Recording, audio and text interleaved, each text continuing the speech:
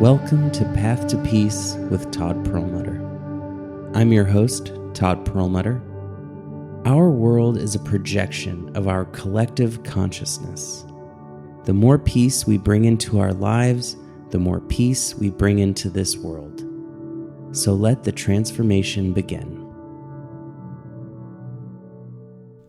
When I was a kid, I wouldn't say I struggled, but I had a lot of things to work out. I was diagnosed with ADD when I was very young. I was addicted to just about everything that was enjoyable, from food to TV, and later, those substances like alcohol and smoking. I didn't really notice that I was unhappy because I was always trying to escape, and I was usually pretty successful at it. Society has made escape very easy. Junk food is very cheap. Substances to take are very easy to get. Many of them are advertised. And later in life, I would find myself addicted to work and coffee and caffeine. And I could do all of these things enough so that I didn't notice the unhappiness. And if someone said, "Why do you do all this stuff?" I would say, just to be even happier. And to be honest, if someone told me, "You shouldn't drink coffee, it's highly addictive, you're going to get addicted," I probably wouldn't have listened. And I needed to become the most addicted person to coffee I've ever met, which means sometimes drinking 20 or more espresso shots a day in order to be motivated to quit and then later have control to where I can have a coffee once a week. And so while I'm grateful for all of these experiences and all of these things I had to learn to overcome, and I wouldn't have listened to most advice anyway as a kid, as just being this rebellious contrarian to everything anyone told me. Here are 5 things that I do wish someone had taught me, not just told me, but showed me when I was younger, that I think could have helped with all of these issues that I later had to overcome, and could have helped instill good habits from the start instead of overcoming bad habits and discovering how to create new ones. And number 1 would have saved me so much struggle, is to learn how to sit still and focus. I wish, and I know I would have been a difficult student and probably put up quite a resistance, but if someone that I knew how to meditate and knew how to teach it and felt the importance of teaching it to a child, I think that is the greatest gift we can give to a human being. To me, I associated sitting still with the most boring, torturous pain imaginable, which was to sit through class learning about boring stuff. If instead, in a peaceful setting, perhaps with beautiful music and candles and beautiful, calming, spiritual art on the wall, and I was sitting on a cushion, and I was made to sit with my breath for a half hour or even an hour when I was a child. Naturally, I truly believe that I would have been able to learn how to focus on my breath. And if you can focus on your breath, you can focus on a teacher. You can focus on a textbook. You can calm your body and mind to find peace in that stillness. I once met a Buddhist Lama who told me of growing up with his meditation teaching father and how he hated it when he was a kid. He just absolutely hated meditating, as many rambunctious kids especially would surely find. But this boy had panic attacks when he was younger. And it was only through meditation that he actually made friends with his panic. And his panic stopped being his enemy, which only made him panic more. And they became friends. And then if it started to arise, he could just watch his panic, and there was no anxiety about it, and there was no panic. This boy went on to, at a very young age, like 8 or 13, somewhere between there, went on a 3-year and 3-month meditation retreat where they would meditate for 10 hours every day. And if you do the math, that actually comes out to 10,000 hours of meditation. And I believe that these ancient Buddhists knew about the 10,000 hour rule before Malcolm Gladwell wrote his book, The Outliers. Because when you come out of that retreat, and it may seem very extreme to Westerners, but you have put in the 10,000 hours of meditation, you have changed your brain. You have changed the way you experience the world. You are more focused. And focus simply means your mind does not jump around wildly. It is not constantly racing, constantly obsessing over negative things you don't want to be thinking about. And you can experience a deeper joy than any other person because you have an energy and exuberance that is not being drained by constant, incessant, repetitive, negative, and unnecessary thinking. There's this funny conundrum with human beings and all living beings really, which is we need rest to have energy. And many Buddhist monks and lamas and advanced meditators have this energy throughout the day because they are not wasting it. Their mind is at rest, so their body can be fully engaged, so they can expend that physical energy without wasting mental energy. And boy, that would have saved me a lot of money on coffee. The second thing I wish someone had taught me is that excitement is the addiction and the activity is the symptom. My whole life, I was exchanging one addiction for the other. Quit smoking, eat more. Quit drinking, smoke more. Nothing was filling that hole, that God-sized, universe-sized hole in my heart, because I was never getting at the true cause of my addictions, which was my inability to sit with my unpleasant thoughts and emotions. Mostly, the first layer of those negative thoughts and emotions were boredom.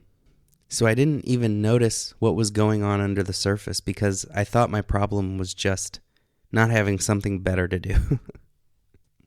But when you can pierce through that veil of whatever we're trying to do and we're focusing on some activity to do to avoid our own thoughts, can prevent us from realizing that there is something deeper going on, that we are stressing our body and mind with this habit of negativity and this habit of needing pleasure for relief.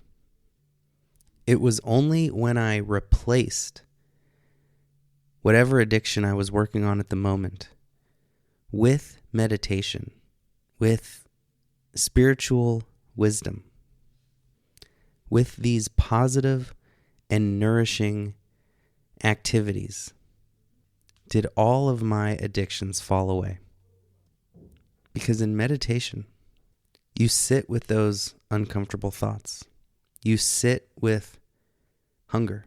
You sit with craving excitement, and you make a habit of staying with peace, staying with this moment, the here and now.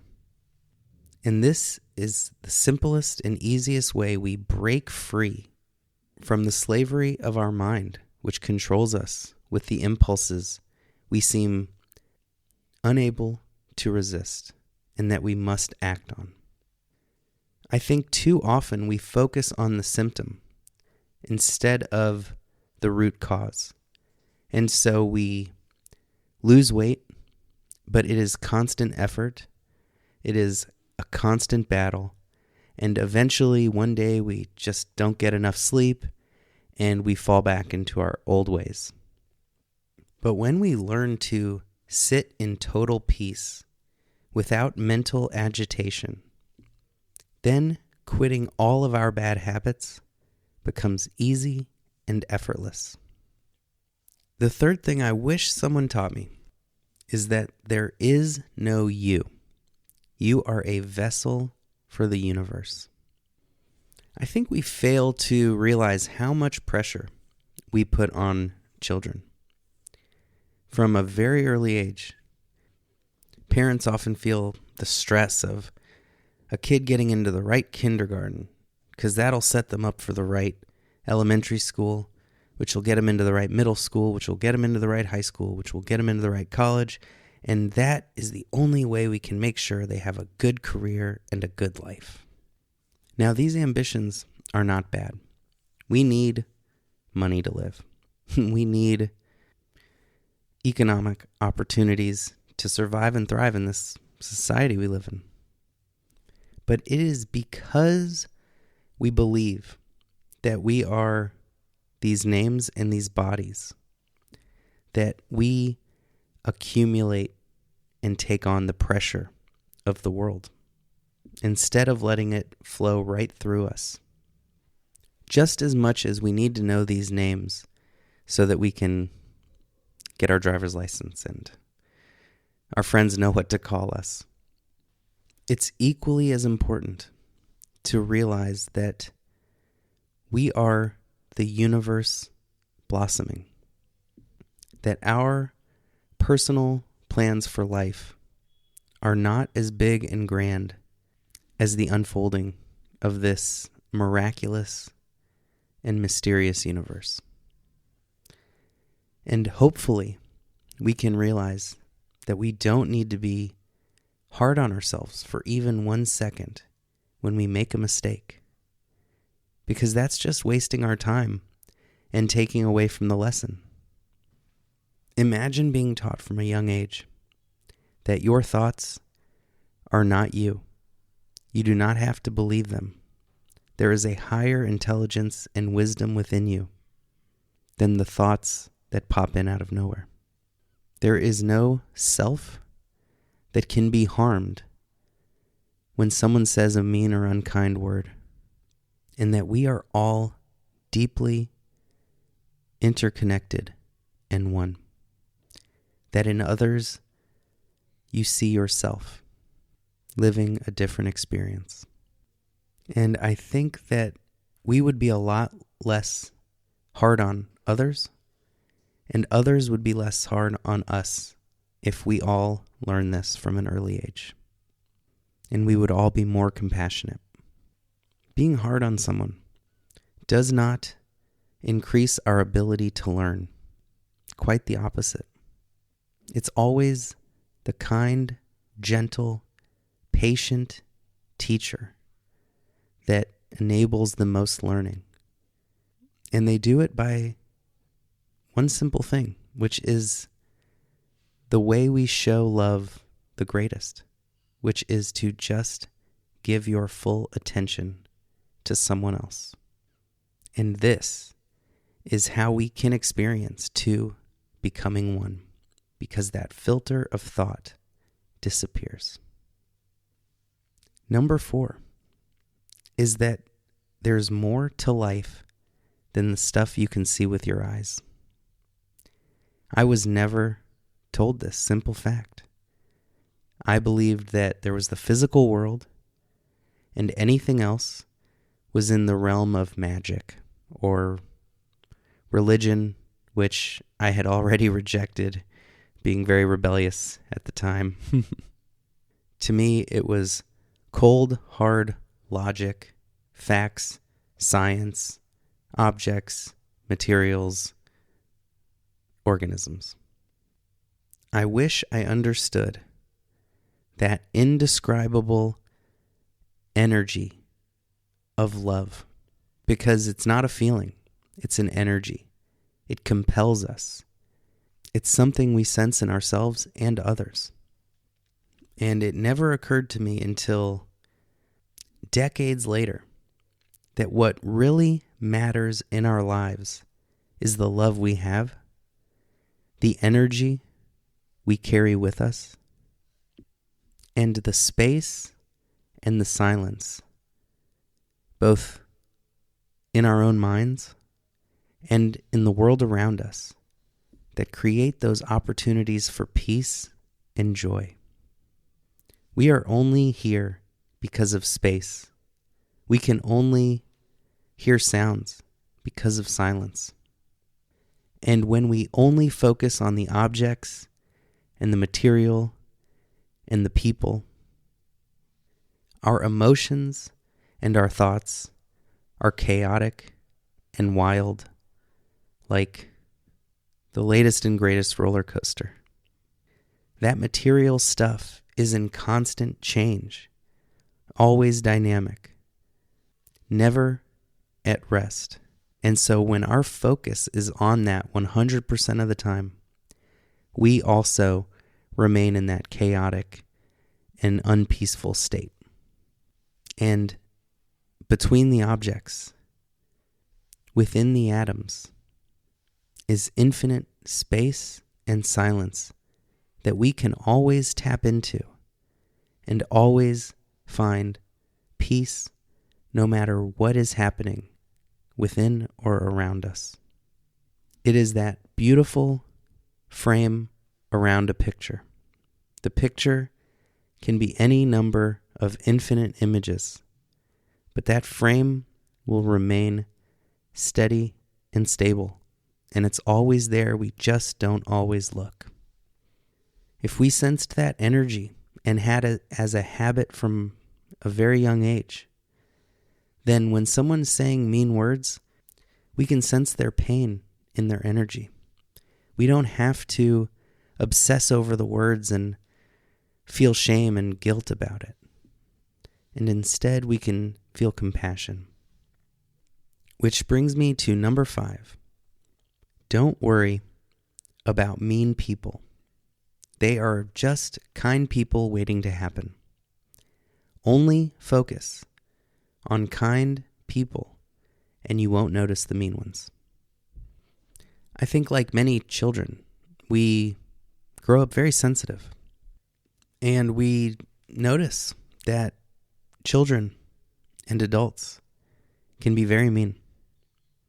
As an overweight kid myself, I notice that kids can be brutal. We notice even what the adults are watching on the news. And that veil that parents try to keep kids in for as long as possible, which protects them from the realities of the world, can get pierced. And that can be a real shock to the system. We can feel like our image of the world has come crashing down. And we can struggle so much with how there can be cruelty in the world, especially when we've not known extreme cruelty. Because when we understand that there is cruelty in the world, that not every child grows up in a loving home, then we begin to understand how kids can be mean, how adults who are just former kids can be mean. And so instead of feeling anger at the world, we can learn the correct response, which is understanding and compassion. We can learn to offer help instead of hatred. I spent many days, weeks, and months in despair over how there could be so much violence and horrors in this world.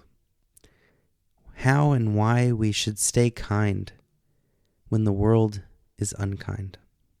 But that only takes us to a crossroads where we can go down one path, that selfish path, and create more suffering and pain, or we can help alleviate that pain in the world, and we can be a beacon of light.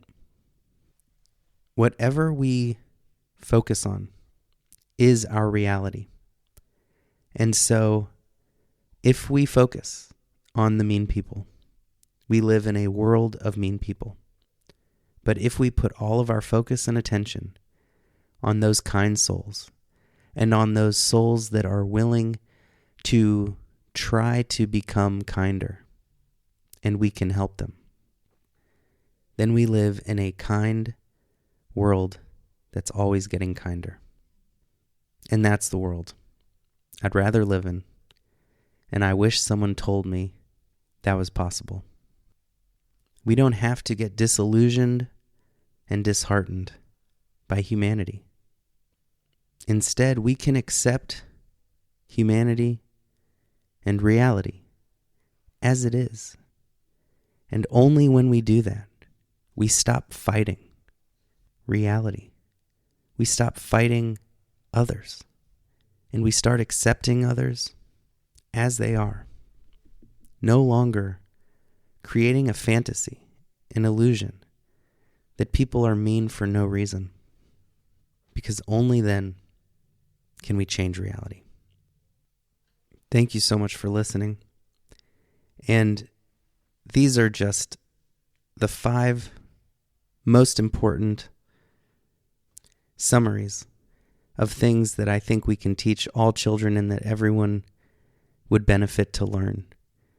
But to go even deeper and to learn all about that ancient wisdom that has been passed down through the millennia but has become a bit difficult to find, especially in the West and in English. I encourage you to check out my book, Aloneness to Oneness, 22 Life Lessons to Change the Way You See the World. Available on Amazon now, to go even deeper into gathering all that wisdom to help undo some of those negative habits we pick up and to create wonderful new habits that will bring peace and nourishment to you and your loved ones. Thank you again. Much love. You have been listening to Path to Peace with Todd Perlmutter. Being here and putting in this important and noble work is one of the greatest gifts you can give yourself and others. If you found this podcast even a little helpful, please make sure to leave a review so it can reach others who may be in need. And remember, the path to peace starts with a single step.